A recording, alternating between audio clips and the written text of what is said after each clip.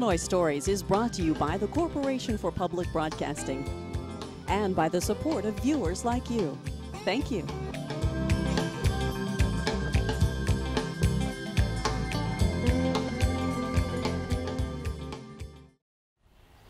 Hello, welcome to Illinois Stories. I'm Mark McDonald in Jacksonville at Pathway Plaza, known by many in Jacksonville as the old Kmart, but as you can see, it's had a real facelift and changed a lot.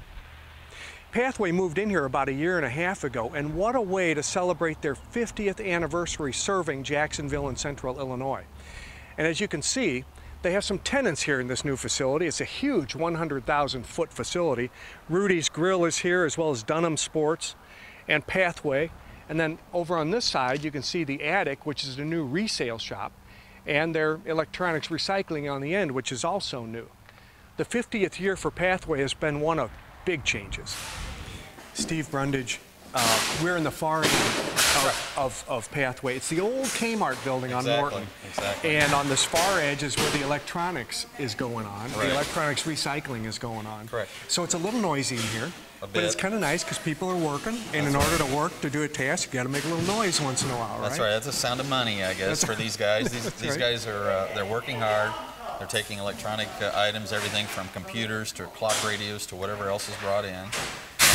They make a paycheck. This stuff gets sold. It doesn't end up in a landfill, so it's kind of a win-win-win for everybody.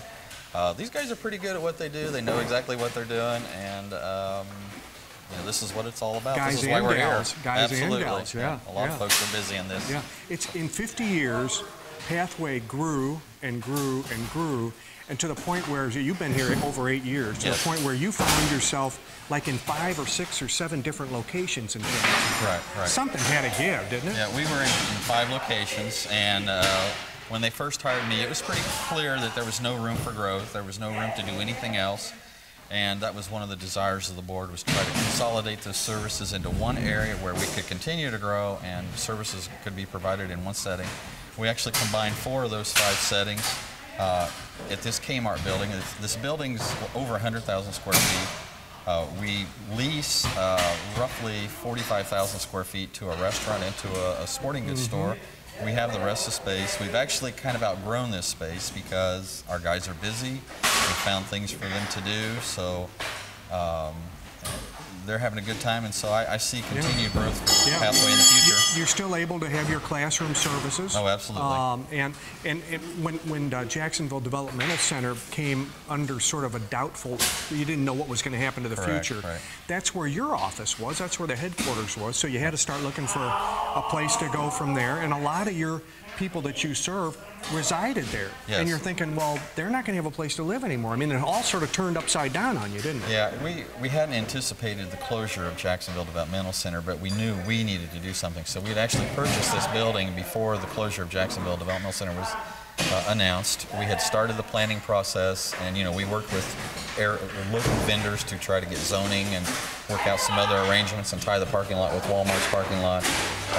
We talked with the folks that wanted to lease these buildings. We started all of that process, and then before, just about a month after JDC closure was announced, that's when we started construction. So, you know, it kind of makes us look like geniuses, but really a lot of it was just dumb luck. Yeah, well, you know, you had to survive. Oh, yes. And you didn't know exactly what was going to happen, so you just you went ahead and you did it. Now let me make sure I get this right so our audience knows what services you provide. You've got this vocational part. This is part of the vocational part. Yes. And then you've got the classroom. You've got school. Our day service program. We're going to go to some of the classrooms as well. You've got the group homes. We have and none of the people you serve anymore live in a residential, like a dormitory type situation. They're all in group homes now. Right? Group homes of 8 or less. After JDC closed, we built 8 homes within a very short period of time. All of them are 4-bed homes. Most of those individuals came from JDC. They moved into the community. They're doing very well. And actually, we're getting ready to build another home in Springfield. And so you know, we're still continuing to grow. Those individuals are moving out of developmental centers, or they're coming out of private homes, moving into group homes, and so there's a lot going on still. And then you've got the preschool. Yes, we do. Which was the old Pathways building. Correct. It's here on Southwest Street. We serve children that are pretty involved individuals that are developmentally disabled, have physical disabilities. And so they go to those schools, and we have a community-based program too, where we serve individuals with developmental disabilities in their own home. That, one of our workers goes to the home and works with them to try to help improve their social skills, cognitive skills, personal skills, whatever it is that they need help with, and get out into the community. So we also do that. Yeah. Let's walk this way a little bit. Sure. I got another question for you, because everybody always wants to know how these kind of places are funded. Sure. And so you're going to, you come up against a situation, thank you, sir, where many of the places that have relied on state funding in the past can't get paid for what they do anymore. And so it's a very difficult situation for you all, I'm sure. Yes, about 85% of our funding is through Medicaid. We also have some grants, and there are some private funding also. So when Medicaid gets a cold, we kind of tend to get the flu. But the payment cycle has improved recently, and so that has been a great help to us, because often we have to borrow money just to meet payroll because our bills are so far behind. So we've got a couple of good banks in town that have really supported us, so we've been able to keep that going. I think they also like what we're doing, and they see our growth and they see potential here, so they've been very supportive of us. And it's been a challenge, but we've survived and thrived. You have, let's look at all the people that you have in this vocational, all that you have in your training and schooling, all the people that are in your group homes. How many individuals do you serve? We serve probably on a daily basis right around 200 individuals, give or take, and that includes our community-based individuals, our facility-based folks like this, and in our residential programs. Now, not everybody in our residential program comes to this day service program. They have a choice. So there are other day service programs. If they like what's going on there, they can go to that location. A lot of times they have friends there, and they want to continue to socialize with those. So they have a choice, and we're very supportive of their choices. Yeah. Well, this is a real eye-opener. I mean, looking at this 100,000 square foot building home like this, it's pretty neat. And congratulations on 50 years. Well, thank you. We're very proud to celebrate 50 years. And we have a lot of folks that have been with us for a great number of those years. And so it's been a pretty special trip. We're going to meet one of those young men. I call him a young man. He's 53 now. Yes. His mom was one of the founders. He's still here. Yes. And so we will get a chance to meet one of the original residents. You'll enjoy talking with them. Thank you. Thank you. Carolyn Milton, without you and some other parents way back more than 50 years ago, without your efforts, Pathways might not even exist today. I would say that it wouldn't be here. That's true. What was your experience? Why did you think something like Pathways was necessary? Because when we moved to Jacksonville in 1963, and Dale was at that time 3 years old. And when we moved here, I found out that there was nothing no place that Dale could go. I knew they had a deaf school here, they had a blind school here, they had the JDC, but I didn't want my child in JDC, so I decided I better do something about it. So that's the reason that I really started Pathway. I called a visiting nurses and asked her if she knew some parents that I could talk to, some mothers I could talk to, really. I just wanted the mothers. And she said, I can't give you any names, but I'll call them, and then they'll call you. 17 women called me. Wow, that's a turnout, isn't it? Yes, it was. So we decided to have our first meeting, which was in February of 1964. And that's when we decided to have and the first thing we had was a kindergarten or a preschool-like for the ones, just a summer school. I should have called it a summer school. And we had 2 teachers and 3 aides, and we had, I think, 25 children at our first classrooms, and we held it in a church. Very good turnout, really. Very good turnout. You know, and none of these people had ever been having any help at all. Well, and that leads into my next question. 50 years ago, the outlook for somebody like Dale was pretty grim. What did the doctors tell you at the time? When we first had Dale diagnosed, which he was 6 months old, in up in Chicago. The doctor told us then, after they told us that he was severely mentally handicapped, that we just well leave him there. I said, no, I'm not leaving my baby. So. So he thought the best thing for you and your family was for you to leave your son That's right. in some kind of a residential environment, and for you to go on with your life like nothing happened. Because she said he would not live any longer than 10 years anyway. And here he is, 53 years old. He's 53. And I can tell from his interactions with the staff here that he knows what love is, doesn't he? Yes, he does. Yes, he does. Yes, he does. Yes. So you and your friends, your co-founders, first started the preschool, and then you worked your way up, and I love this part of the story because then you started raising money. Yes, we did. And if we look at this here, you bought some property. That's right, we did. For the Pathway School, and then you mortgaged your homes to build, I love this, talk about taking the bull by the horns, to build this school. This building is still there. 10 parents did this, yes. And yes, that building is still being used. And it's used as a preschool. Am I saying that right? Preschool. For little bitty kids. Little kids, This is a picture of the times. We're looking at this Yes. Pathway school bus. This would have been the time that, Yes. that you built that Yes, school. we used that during the, till we moved here. It's a phenomenal story, and you're still involved. Yes, ma'am. Are any of the other folks that helped you start this still involved with Pathway? Well, most of them. Many of them passed away. Most of them are gone, yes, or else they're too old. I mean, I'm old too, but I think most of them are, you know, if we need them, you know, they'll donate things, but for the most part, we don't really have too much. We don't have an organization that we get together anymore. We used to be a parent group, and we had great meetings, and we always had it was always a supper, and everybody was there. So that's how we started. My husband was my husband was very busy too with this because Raymond was on the board. I was just in the parent group. So yeah. Well, you know, it's refreshing to see what can happen when you get a group who just won't take no for an answer. That's kind of the way you were. That's the way we were. Yeah, we were bound and determined to be financed if we had to finance it ourselves. And you did, didn't you? And we did. Yes, sir. Thanks for visiting with us. Thank you. Kevin Bush, we're standing in what they call the attic, and it's the resale shop at Pathway. And this is a place that they didn't used to have before they got the new building because they didn't have room. Is that right? That's right. Yeah. And sometimes you work in here. Yes. What kind of jobs do you do when you're working in here? It usually varies. Yeah, like what? Give me an example of what's a normal day in the attic. What's a normal day like? Sometimes I'll take out the trash for them.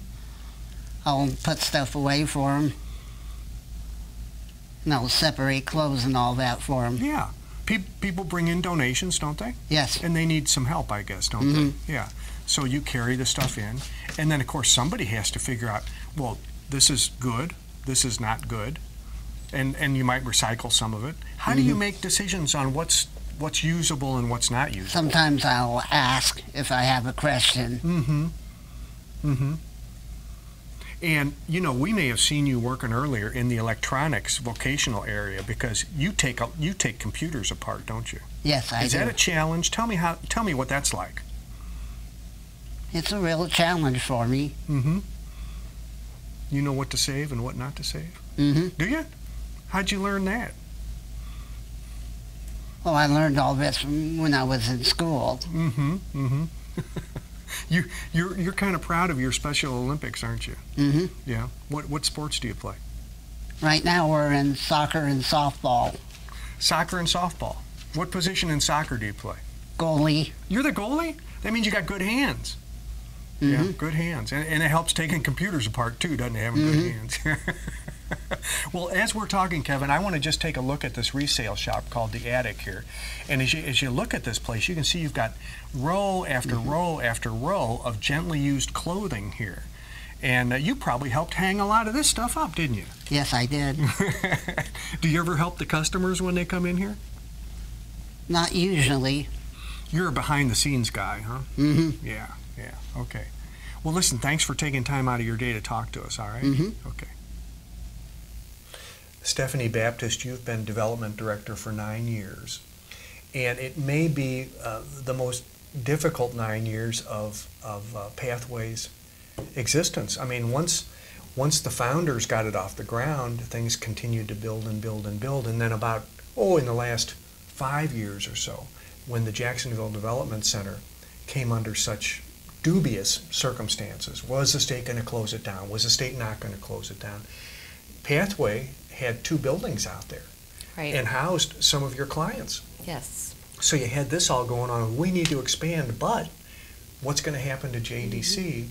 And so you had a lot of questions during that time. And also paired with the fact that much of the time the state is behind on payments to us. So it's been a very exciting but nerve-wracking past few years, and you know, it was always our dream to consolidate our multiple locations to under one roof.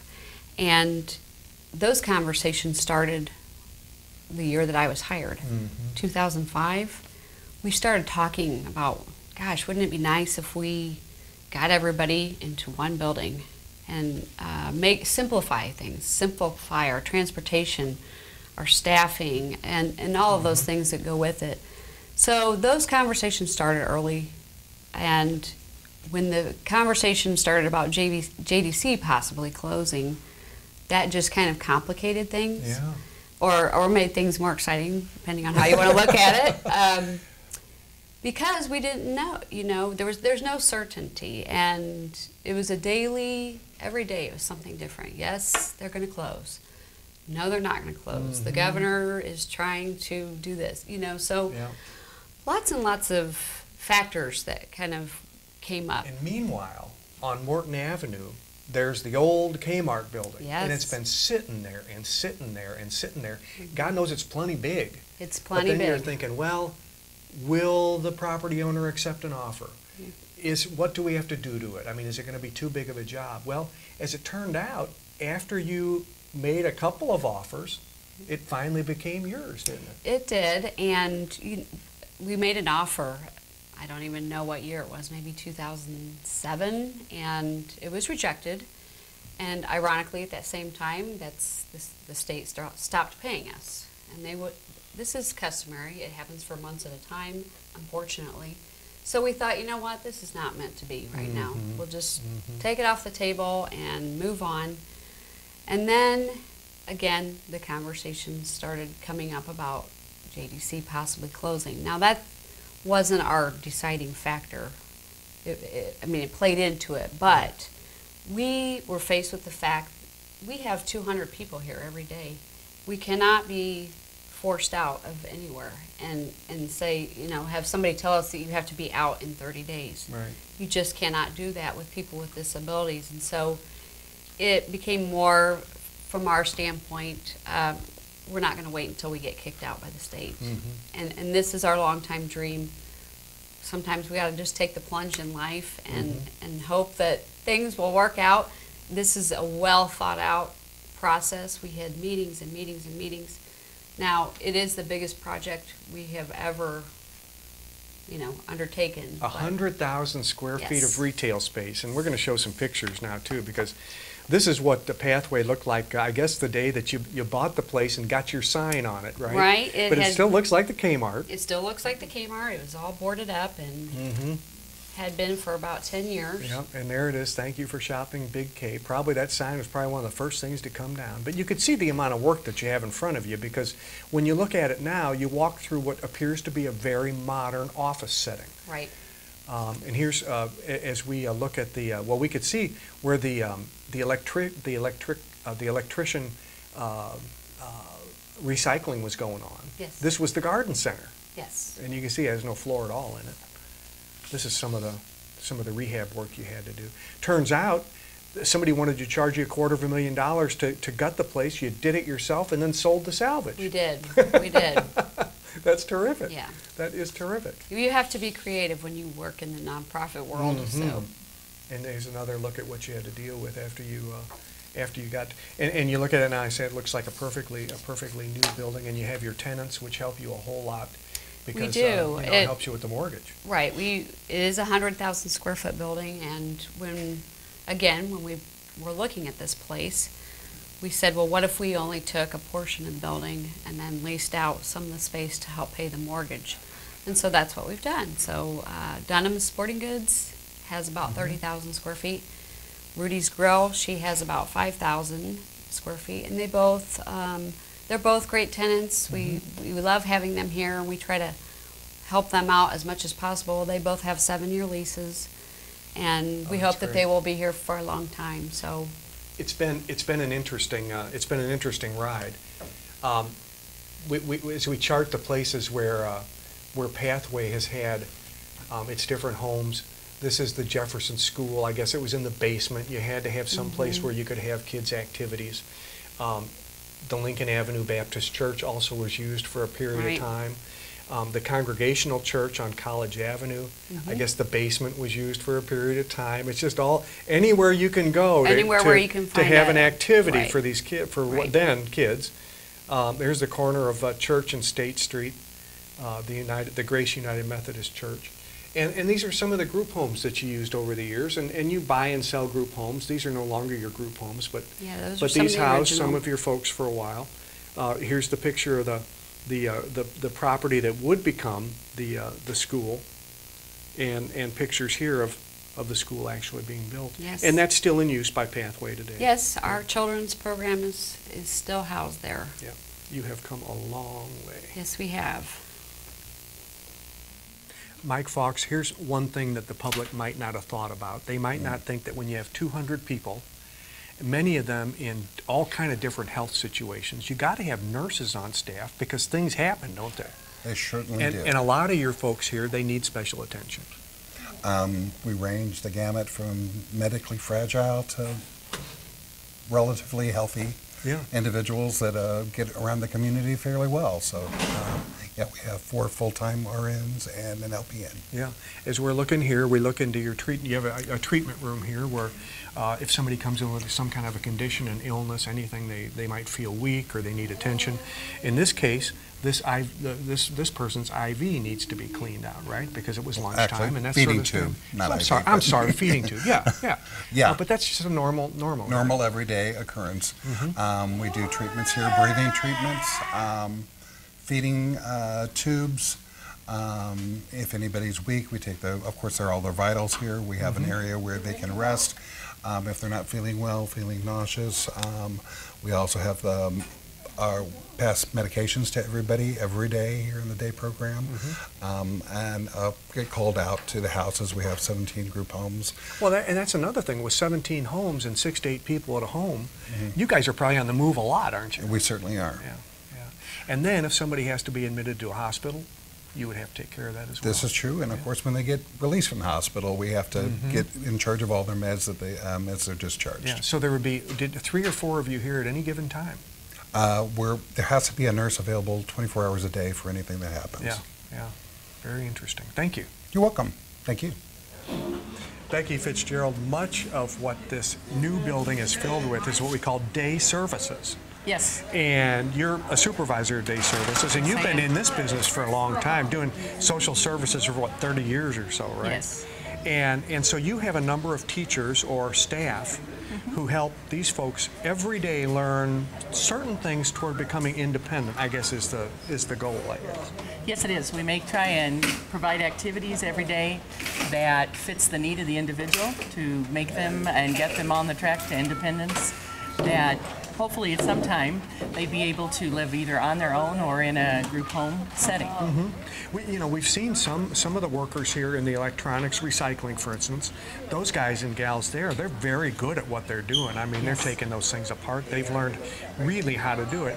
And everybody's at a different stage, of course, but some of these people in here are going to be able to do similar type work as that. Yes, they are.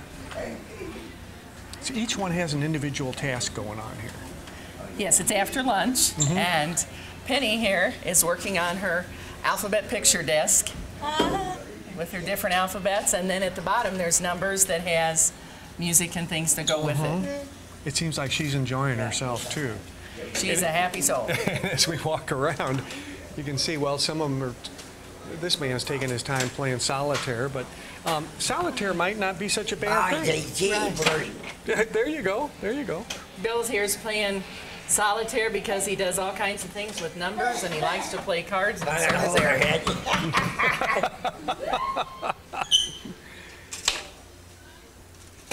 What do we learn in this? Jenny does fine motor skills where it's kind of a balancing act, it looks like today, but she also does starting over. red and black Yeah. recognition and checkers, and then sometimes she'll play with somebody else. Yeah, it'd be kind of difficult to have to start over, but she's going to do it. And over here, the same way, we've got a card game going over here, and this Right. would be recognizing numbers, I guess, Yes, it as is. well as colors. So. Exactly. Everybody in this room is at a different level, and so you Right. just sort of work individually, work them through. As we go to the next room, it's a little different situation because there's a group working together. Right. Yeah. Maybe multiple activities, but they work together you- to achieve activities that may intertwine with each other. All right, Bill, ready? You got a dime, another dime, Okay. Now another dime. what is she trying to teach him now? Money You got recognition. 5 cents. Oh. And then okay. then he will try and count how much money he has. Okay. And you And might he adds it up. And through that, you might have color recognition, you might have number recognition, coin recognition. They're all seem to be working together here. Right. And if you can put it in the form of a game for this classroom, they're higher functioning and they love the competition. Yeah, yeah. And so you have how many staff helping you in this teaching part of this day service? In day services, we have about 40 now. Really? Wow, that's terrific. That's They're divided across 13 classrooms every day. Yeah. Well, thank you and the staff very much for putting up with us. I know that we had to stop it's a some things, pleasure. and thanks very much. Okay. As you can see at Pathway, they're not that averse to trying new things. Now they're in the old Kmart building, the new Pathway Center. They have tenants helping them pay the mortgage. They've started an electronics recycling program, and the Attic, which is also a new resale shop, and they're constantly looking for new ways to help the public. With another Illinois Story in Jacksonville, I'm Mark McDonald. Thanks for watching.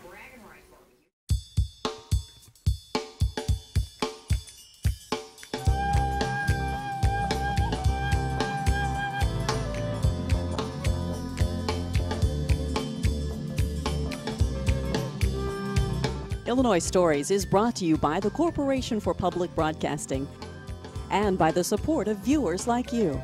Thank you. For a DVD copy of the program you've just seen, send 1995 to Network Knowledge, P.O. Box 6248, Springfield, Illinois 62708. Be sure to include the program name, subject, and when the program aired. You can also order with your credit card by calling 800-232-3605.